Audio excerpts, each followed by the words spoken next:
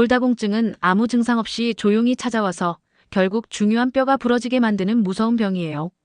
특히 여성분들은 폐경 후 호르몬 변화로 인해 뼈의 균형이 깨져서 약해질 수 있으니 주의가 필요하죠. 예방을 위해서는 칼슘과 비타민 D를 충분히 섭취하고 영양소가 풍부한 음식을 꾸준히 챙겨 먹는 게 중요해요. 단백질 섭취는 나이가 들면서 근육 유지에 중요하고 여러 단백질 식품을 챙겨 먹는 게 뼈 건강에 도움이 돼요. 안녕하세요. 혹시 어르신들 뼈에 바람 든 무처럼 구멍이 숭숭 뚫린다는 얘기 들어보셨어요? 이게 바로 골다공증인데요. 정말 무서운 게 뭐냐면 아무 증상 없이 조용히 찾아와요. 그래서 별명도 조용한 뼈도둑이라고 하더라고요. 네, 맞아요. 정말 조용히 다가오죠. 그러다 어느 날 갑자기 그냥 살짝 넘어졌는데 어휴, 고관절이나 척추 같은 아주 중요한 뼈가 뚝 부러지는 그런 상황이 생길 수 있다는 거죠. 네, 특히 우리 시니어분들께는 이게 삶의 질하고 바로 연결되는 문제라서요. 정말 주의가 필요합니다. 그래서 오늘은 저희가 직접 여러 병원 자료나 기관 자료들을 좀 깊이 조사해봤습니다.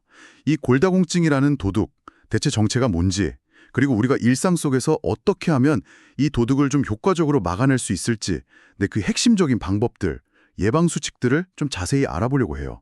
우선 교수님, 골다공증이 정확히 어떤 상태인지부터 좀 짚어주시죠. 네, 간단히 말하면 뼈의 양 자체가 줄어들고요. 또 뼈의 질도 나빠져서 뼈가 약해지는 상태를 말합니다. 작은 충격에도 그냥 쉽게 부러질 수 있는 거죠. 아, 양도 줄고 질도 나빠지고? 네, 그렇죠. 여기서 또 중요한 게 뭐냐면 뼈가 그냥 가만히 있는 게 아니래요. 우리 몸에서 계속 살아 움직이는 조직이거든요. 뼈를 새로 만드는 세포, 그러니까 골아세포라고 하죠. 그리고 오래된 뼈를 이렇게 분해하는 파골세포가 있어요. 얘네들이 계속 일을 하면서 균형을 이루는데 이게 나이가 들면서 특히 여성분들은 폐경 후의 호르몬 변화 때문에 균형이 깨지기 시작해요. 아, 균형이 깨지는군요. 네, 뼈가 파괴되는 속도가 만들어지는 속도보다 훨씬 빨라지는 거죠. 그러면서 뼈가 급격히 약해지는 거고요. 저희가 조사한 통계를 보니까요. 50세 이상 한국인 5분 중 1분은 이미 골다공증을 겪고 계시다고 하더라고요. 5명 중 1명이요? 어휴, 생각보다 정말 많네요. 이게 정말 남의 일이 아니군요. 네, 결코 남의 일이 아닙니다. 정말 조용하지만 무서운 위협인데 그래도 다행인 건 우리가 일상에서 좀 노력하면 예방할 수 있는 방법들이 있다는 거겠죠. 저희가 조사한 그 질병관리청이나 세브란스 병원 같은 곳의 자료들을 보니까 크게 몇 가지로 나눠볼 수 있겠더라고요. 먼저 뼈를 튼튼하게 하려면 일단 재료가 좋아야겠죠. 영양 섭취, 이게 제일 중요하겠네요. 네, 맞습니다. 가장 기본은 역시 칼슘, 그리고 비타민 D죠. 근데 안타깝게도 그 세브란스 병원 자료에서도 지적하듯이 많은 한국 분들이 칼슘을 권장량만큼 충분히 드시질 못하고 있어요. 아, 부족하군요. 네. 그래서 우유나 치즈 같은 유제품, 그리고 멸치나 뱅어포처럼 뼈채 먹는 생선들 있잖아요. 또 미역, 다시마 같은 해조류. 이런 걸 좀 꾸준히 챙겨 드시는 게 좋습니다. 멸치가루 같은 거 국이나 나물에 좀 뿌려 먹는 것도 괜찮겠네요. 아, 그거 아주 좋은 방법이죠. 네. 근데 교수님, 칼슘만 열심히 먹는다고 다 되는 게 아니라고 들었어요. 비타민 D가 꼭 같이 있어야 한다면서요. 이게 꼭 벽돌 칼슘 쌓을 때 시멘트 비타민 D가 필요한 것처럼요. 비유가 정확하신데요. 네, 맞습니다. 비타민 D가 칼슘이 우리 몸에 잘 흡수되도록 도와주는 역할을 하거든요. 가장 좋은 건 역시 햇볕을 쬐는 거죠. 하루에 한 20분에서 40분 정도. 네네, 햇볕. 근데 그게 좀 어렵다 하시면 등 푸른 생선이나 달걀 노른자, 버섯 이런 걸 통해서도 어느 정도 보충할 수 있습니다. 그리고 또 하나, 단백질 섭취도 정말 중요해요. 아, 단백질이요? 근육 때문에 그런가요? 네, 맞습니다. 나이가 들면 근육이 줄어드는 근감소증이라고 하죠. 이게 오기 쉬운데 근육이 약해지면 뼈에 가해지는 건강한 자극도 같이 줄어들거든요. 그러니까 매 끼니마다 살코기라든지 생선, 계란, 두부, 콩 같은 단백질 식품을 꼭 챙겨 드시는 게 뼈 건강이랑 직결됩니다. 아하, 그렇군요. 잘 챙겨 먹는 것도 중요한데 그럼 반대로 뼈에 좀 안 좋은 것들, 피해야 할 것들도 있겠죠? 네네, 있습니다.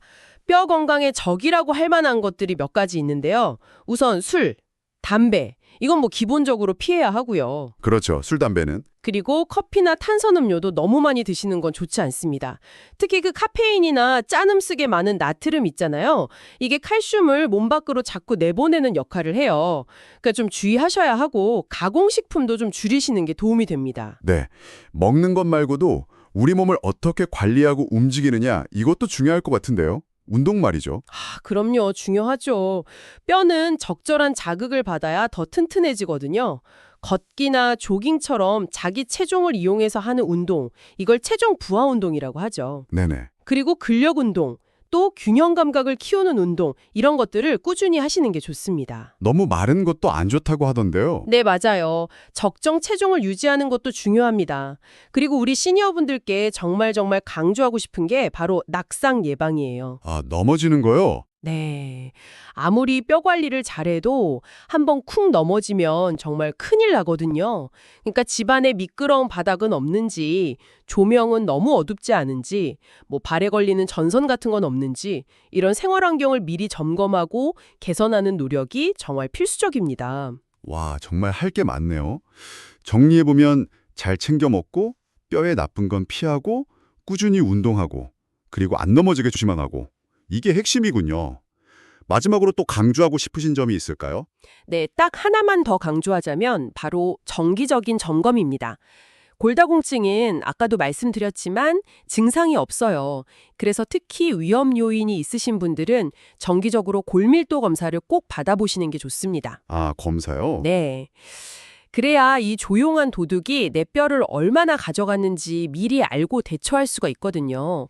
그리고 만약에 골다공증 진단을 받으셨다면 절망하지 마시고 의사 선생님하고 잘 상담하셔서요.